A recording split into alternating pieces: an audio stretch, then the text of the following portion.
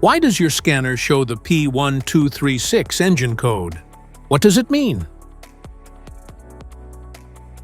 P1236 is a diagnostic trouble code for fuel pump control out of range.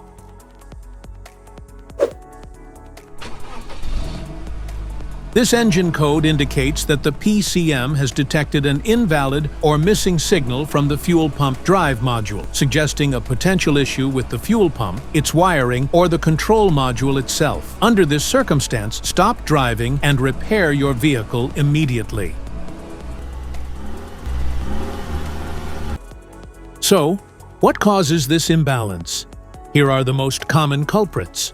This error can be caused by these possible faults in your vehicle: faulty relay, damaged wiring harness, clogged fuel filter.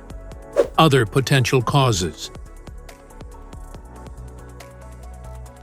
Each DTC code corresponds to a specific issue in your vehicle. This error code occurs in any OBD2-equipped vehicles, especially those in manufacture since 1996.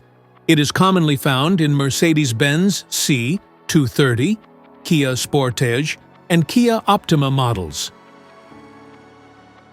If you want to fix this error code, let us know in the comments section.